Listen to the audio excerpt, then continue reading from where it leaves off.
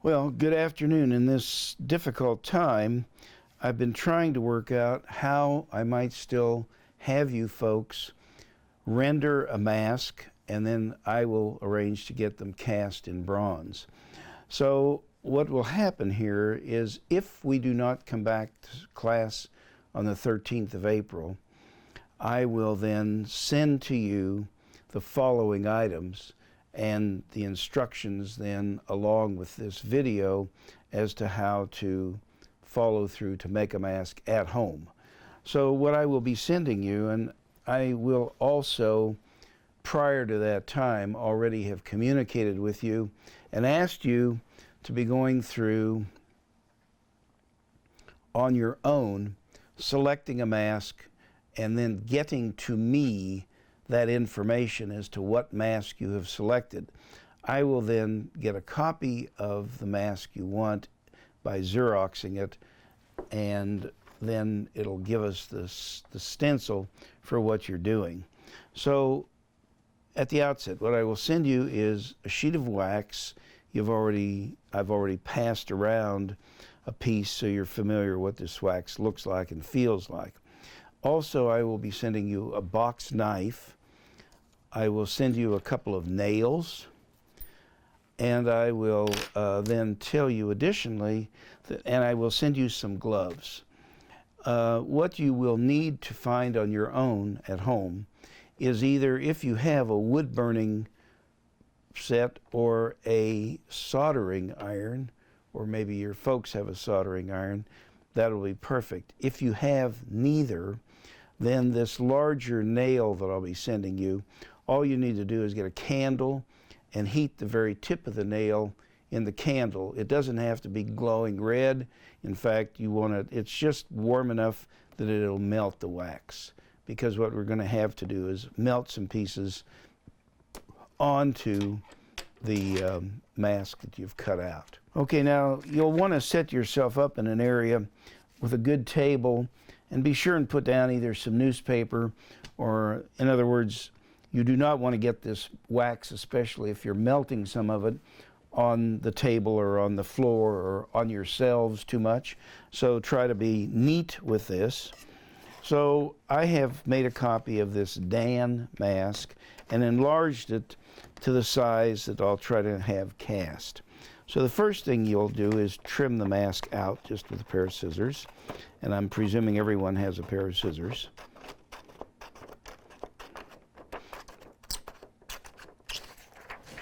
One of the other things that I will tell you as you look to select a mask, either from Africa, Oceania, or the northwest coast or northeast coast of North America, because this process is one where you have to build the masks in wax, the flatter the mask you choose, the easier it will be to accomplish working out the wax model.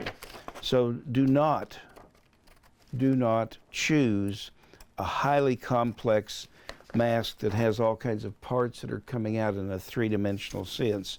If we were doing this in class and I was there to help you, that would be different. But right now, I'm trying to make it such that you will still be able to do this assignment, but at the same time, recognizing that there are going to be some constraints that are not usually part of this story.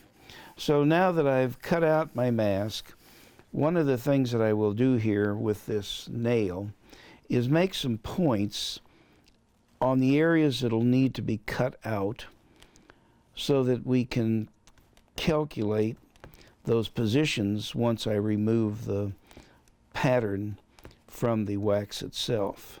So I'm just punctuating some positions so that we can get the sort of the dimensions of where the nasal bridge starts, the edge of the nasal bridge, and then, you know, for the mouth, a number of positions so that we can get it set up here this way to begin with, and then you'll see how this works as I proceed further.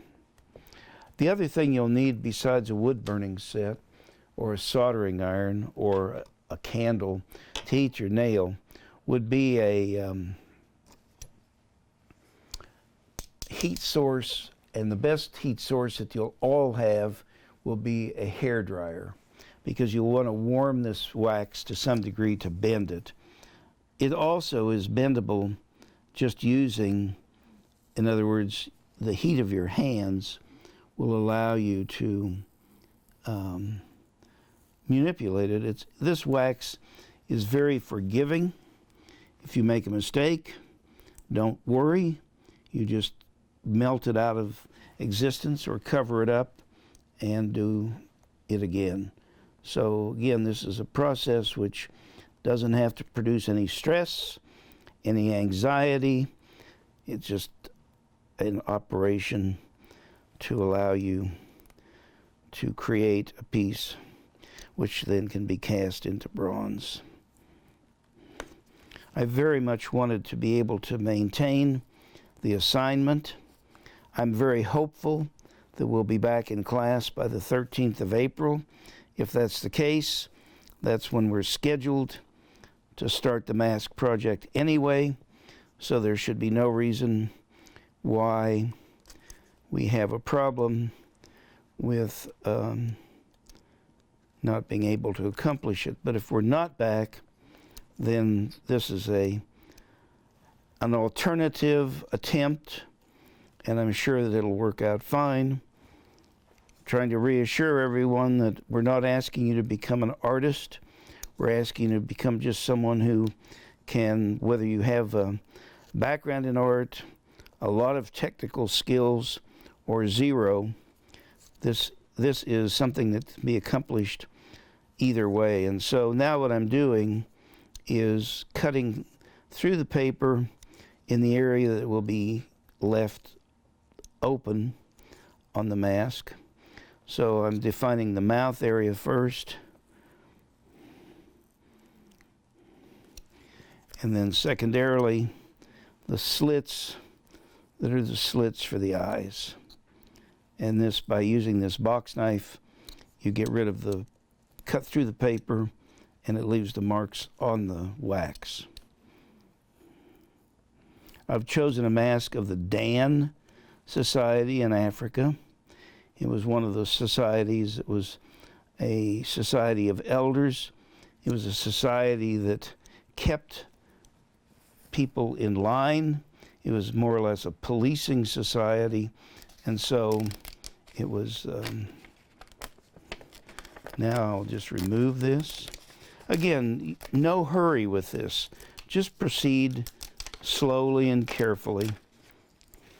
So you can see that now, when I remove the pieces of paper here, I will have the area that's the eye slits to work with.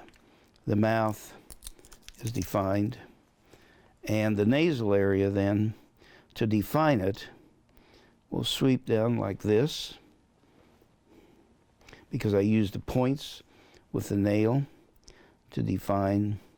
So that's the area that will become the nasal area. So we want to then remove that, because we don't want any dense areas of bronze buildup. So we take this out. We'll cut out the eye slits.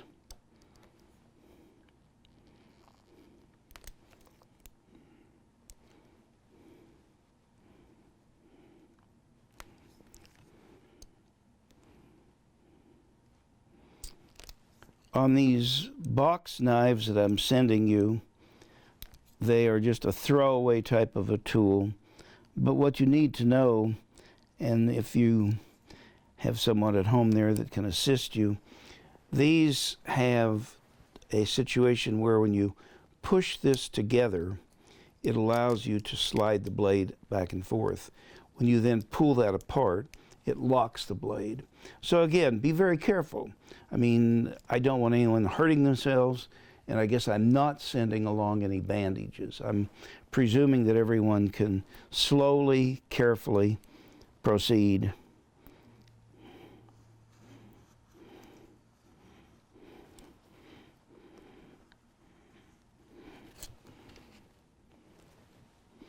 And again, you need to probably cut down through it a couple times to get it completely freed up.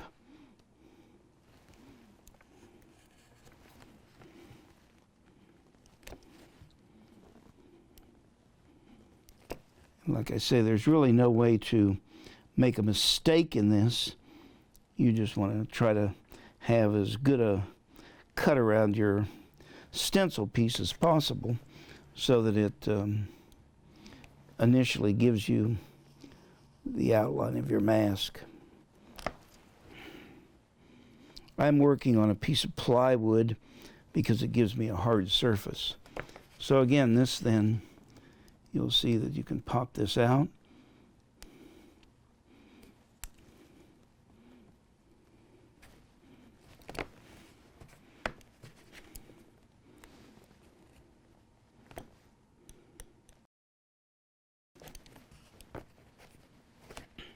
This piece of wax that you have then will give you the opportunity to cut out the parts that you need to affix to the mask itself and melt on to help form the pieces that are going to be the building up some areas on the mask.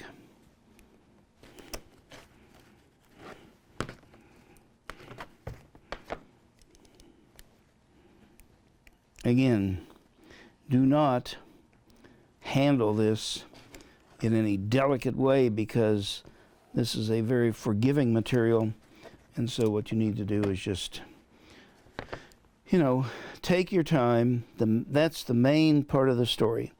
Take your time.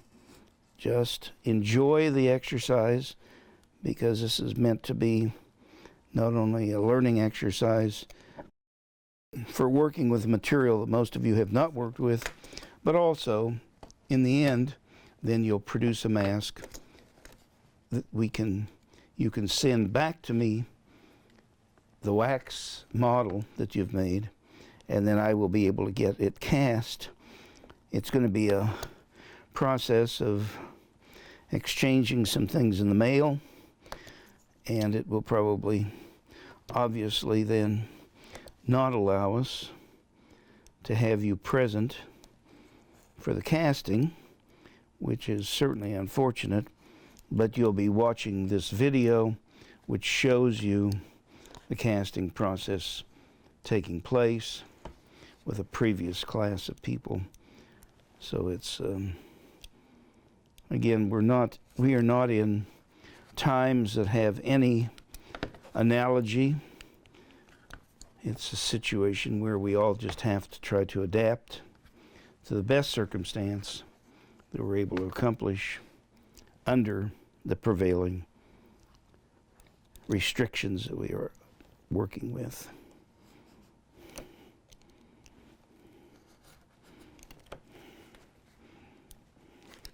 So again, you can see that I'm just very slowly trying to control the cuts that I'm making here so that it gives us remove the areas that we're trying to take out that'll be part of the eye areas in this case. By the way, I'm not an accomplished artist, so you're not supposed to be yucking it up either about how bizarre my artistic skills are. I've had quite a bit of bronze casting done for me over the years. It's the lost wax process that we're working with. It's the same process that that this ring of mine was cast years ago in gold. But I just made a ring of wax. I took a nail, heated it over a candle, and stuck the nail through the wax, which melted it in this pattern. And then I put this in an investment or a mold, and then it was cast. In this case, we molded it in gold rather than bronze, but it's the same process. It's the lost wax process, and it's the process that has been used in Africa by the people of Benin and the Ife people for probably over 5,000 years. So it's very ancient, and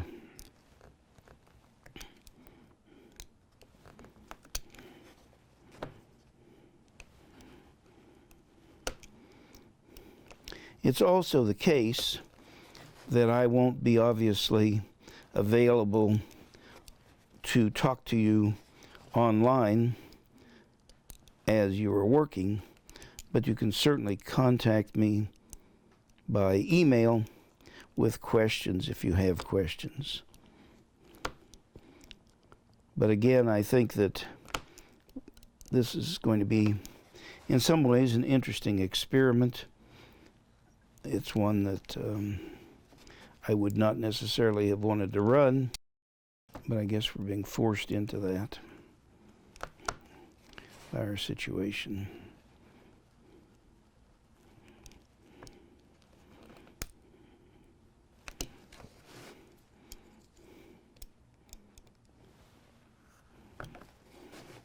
And again, depending on how much pressure you put on this,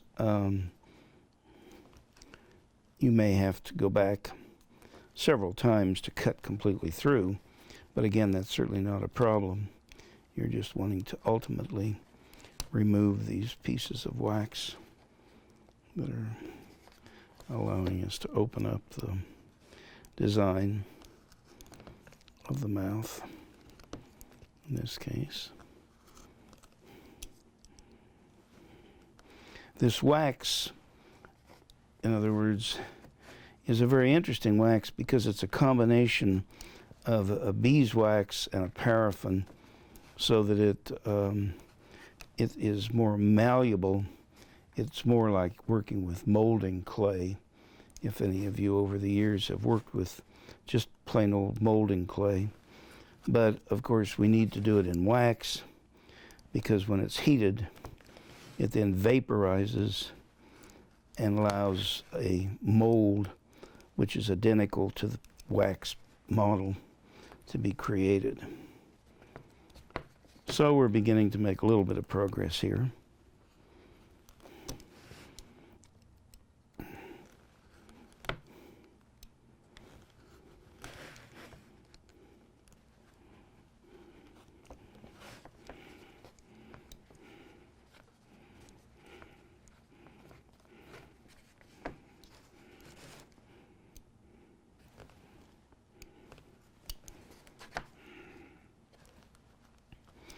Because the enlarged Xerox is quite dark, this is a image directly out of the book that the image was taken. So it shows you that this piece has this raised nasal area. It has on both sides of the eyes a raised area, and then the chin or area below the mouth is sort of rolled in. So I will then, and again, I'll send you some gloves to wear. You notice I'm not wearing gloves. There's nothing about this wax that requires wearing gloves. It's just that if you don't like handling sticky things, then that gives you an opportunity to try to. So now these masks are curved. And so what you begin to do, and this is just using the heat of my hands, you begin to work the edges, the margins, to sort of begin to roll the piece to give it this, because again, the mask is going to be worn so it fits around the face.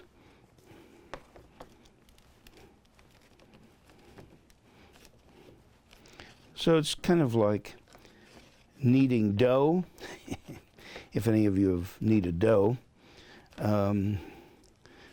But it's a situation where we're just wanting to begin to get, the rudimentary curvature that will be necessary to make the mask begin to take on the qualities of the actual carved wooden mask. The Dan pieces were highly polished. So the surface that you've got here with the wax is perfect, because the detail that is picked up in these molds once we make the mold is exactly what you send. No difference. So it isn't, every detail is picked up really, really well, because the material that is being used to produce the molds is a very high resolution material. So it's something that will certainly allow. Now, I was going to remove the nose because of the fact that we'll build up the nose, but we want to have it hollow. If it were not hollow, it would add quite a bit of weight and waste quite a bit of bronze to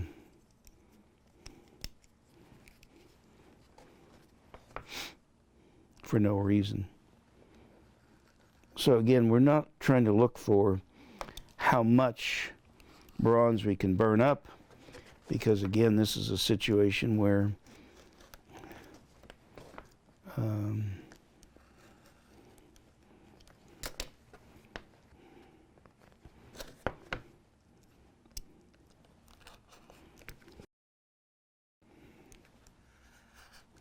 this is not too much different than carving pumpkins, if you've done that at Halloween,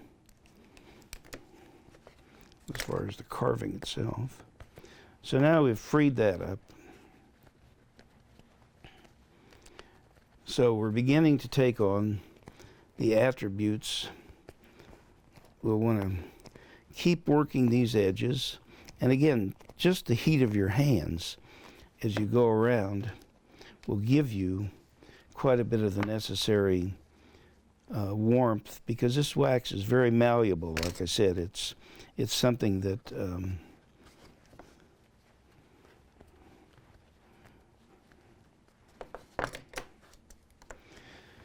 so then for the nasal area, excuse me,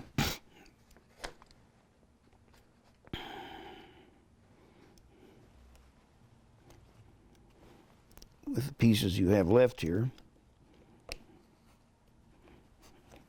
you want to select a couple pieces that can be fit to producing a nasal bridge.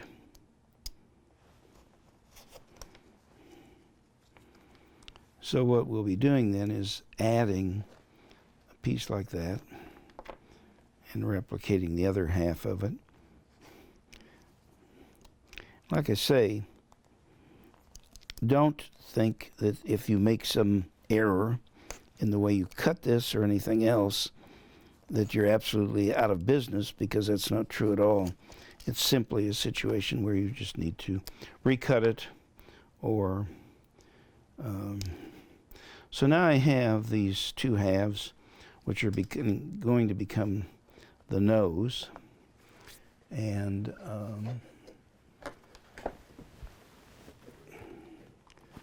since I do have a wood burning set or a soldering iron, I'm going to cheat and use it. No, it's not cheating. I'm just going to be using it to show you how to fuse this together. You see, that'll fit just like that.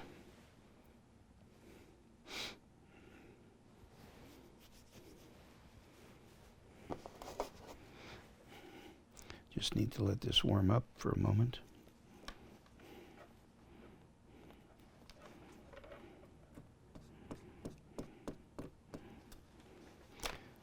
Just test it on one of your scraps of wax here. So see how this begins to work.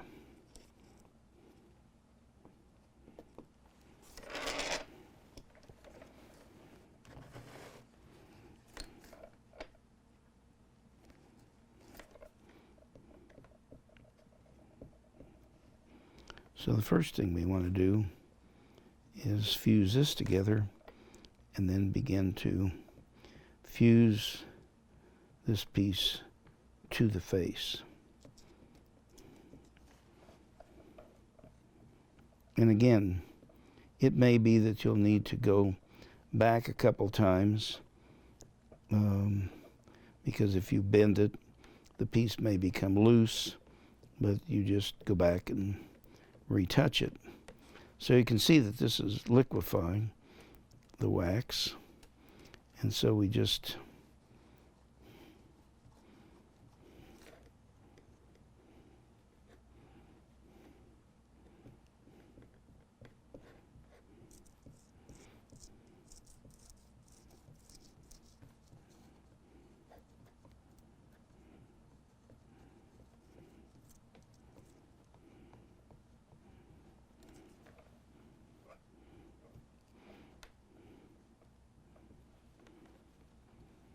So again, what you're going to want to do as you're doing this is ultimately just keep rounding the pieces, filling the pieces until it's a situation and you can melt more wax into it from your spare wax that you have, so that you get rid of the evidence of that connecting channel. You just kind of go over the entire piece, and then again go along the margins of it to fuse it to the wood surface, or the wax surface in this case.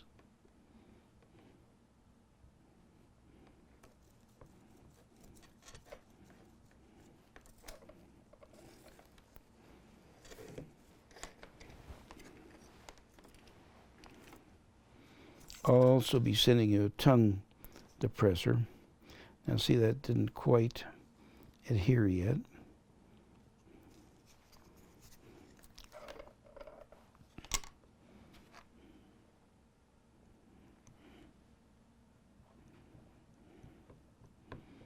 So in this case, I'm going to take a little extra piece of wax.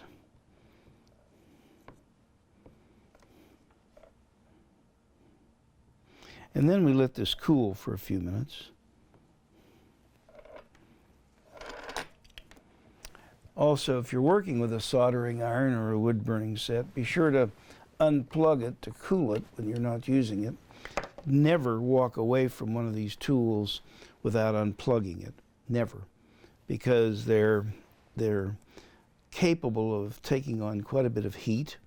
Now, if you don't have a soldering iron of this type, but your dad or your brother or someone has a soldering iron, a soldering gun, you can ask them to use it. Tell them it's not going to destroy the tip at all, because what happens, as you can see here, the wax begins to burn off, so that ultimately it'll be fine. It won't hurt their soldering iron at all.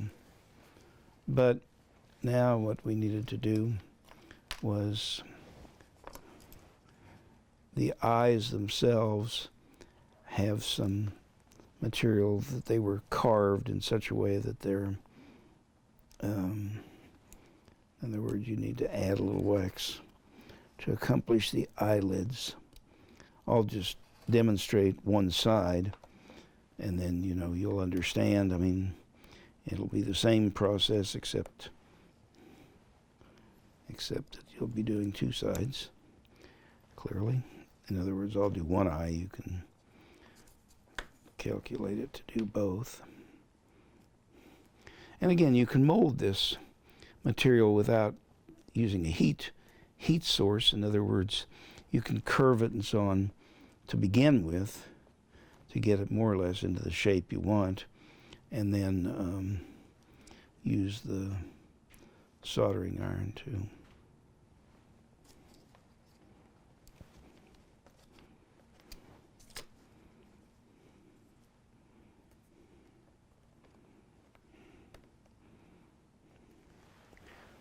okay.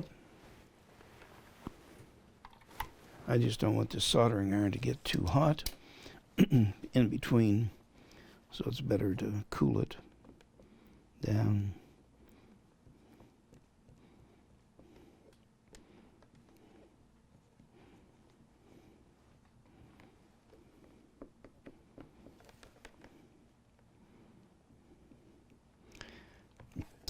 And since this video will be on YouTube, you can certainly watch it as you go along.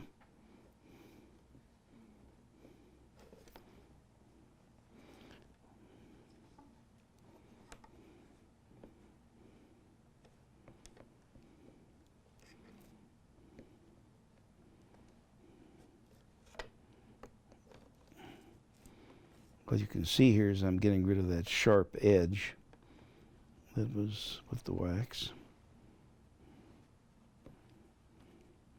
Melt a little extra wax in here.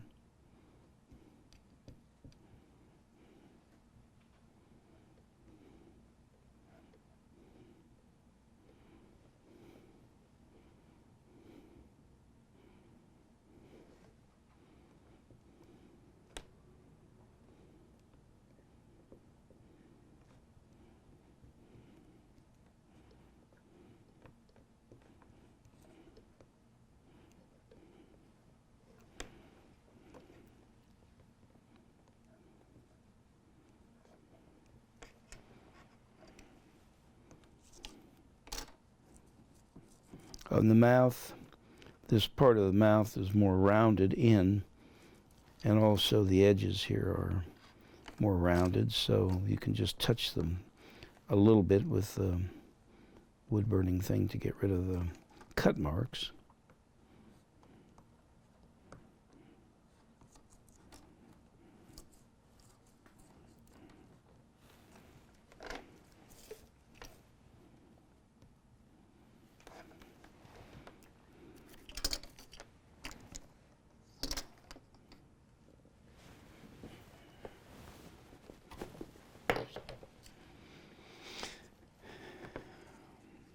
So here we are at this point. We have really basically for the particular mask that I'm trying to replicate, I may add a sort of a centerpiece to the nose, and I'll probably add a little bit above the mouth, and of course do the other eye.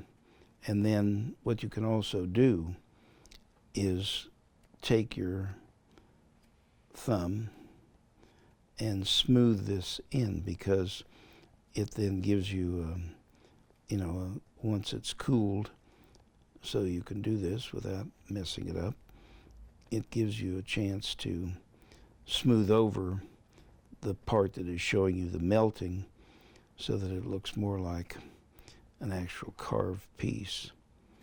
But you can then imagine this mask being danced at night in a flickering torch or a flickering firelight.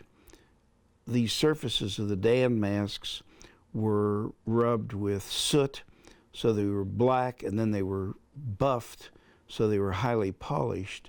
So this would reflect the light as you're dancing it. So it's again a piece that shows you that it would be a very terroristic type of appearance, and of course recognizing that the society that danced these was a terroristic society that forced people who were nonconformist to conform to the rules of the society or suffer the consequences. It's a situation where when they appeared at your doorstep in the dead of night, it would be something that would be very arresting. So again, then we can do, gradually I'll work on this some more to bend it a little bit more the way I want it. But hopefully this so far conveys the basic outline of what you need to do.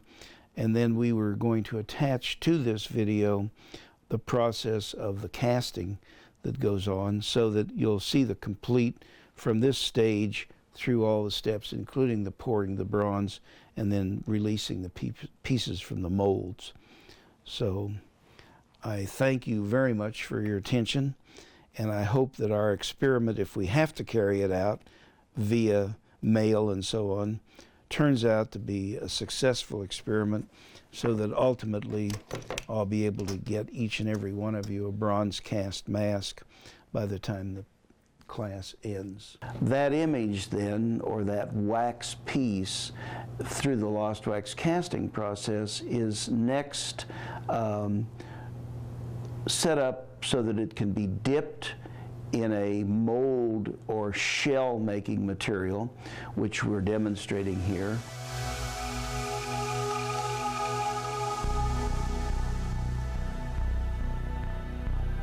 So we have a pour cup that the metal will flow into down these gates, we call it. into the piece itself, and as the metal flows down, any air that's in there will rise up, and then pick a relatively high point here for this vent to allow the air to come up, escape out of the piece, so the metal will fill it completely.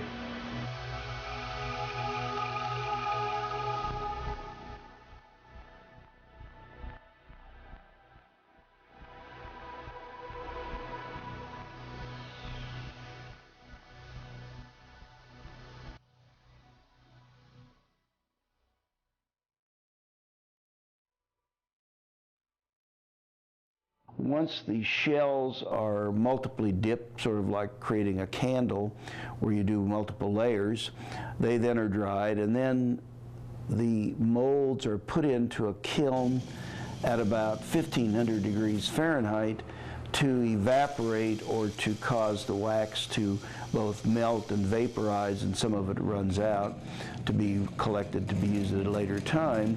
So then you have this hollow mold of the initial mask that you have created. From that point, you add molten bronze. The bronze is being heated to about somewhere between 2150 and 2200 degrees Fahrenheit. The molds are kept hot up until they're moved over to have the bronze poured in, because of course the heat of the metal is so intense that if you had cool molds, they would just shatter. So then the next point that we're demonstrating here is the actual smelting of the bronze and then the pour itself.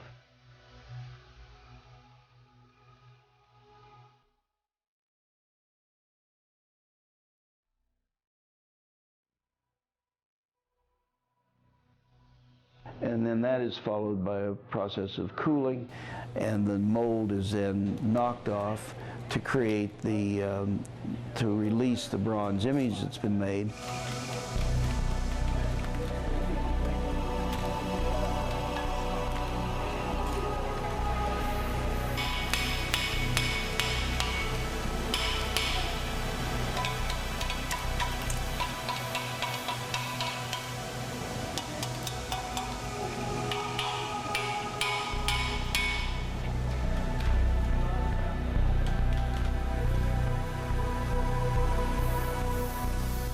From that point, a series of steps are taken to cut off the pieces of bronze that were the channel areas that the metal was poured in. The piece is what we call chased or prepared with edges smoothed and so on. Then finally, a patination is added, a color to corrode, in this case, to corrode to a dark black the surface of the mask.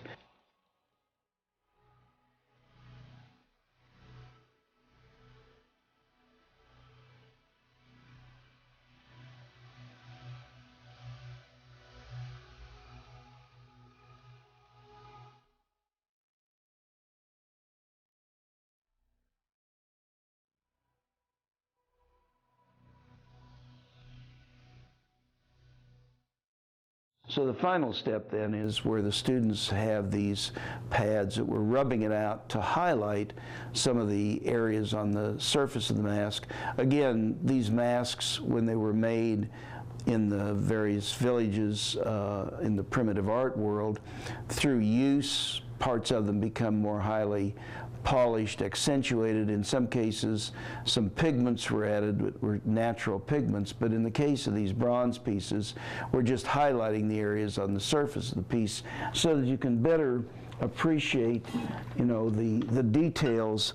And it's very subtle. You do it so that you're just barely detailing, so that as you turn it into light, because when these pieces were actually functioning as pieces to be danced, they were usually danced frequently at night in a low light condition, usually with torches or fire. And as these pieces turned then, certain parts of them disappeared and other parts were accentuated. So if you were seeing this mask, for instance, at night with just a flickering fire, this area would be accentuated, the eyes and so on, the mouth would disappear, because it's the presence of the spirit world that is being demonstrated.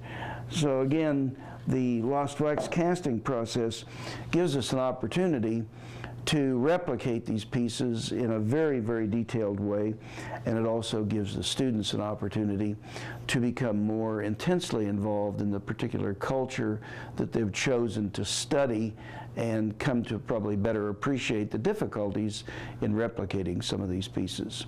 I'm Dr. Adrien Hannus from Augustana University. Thank you very much for your attention.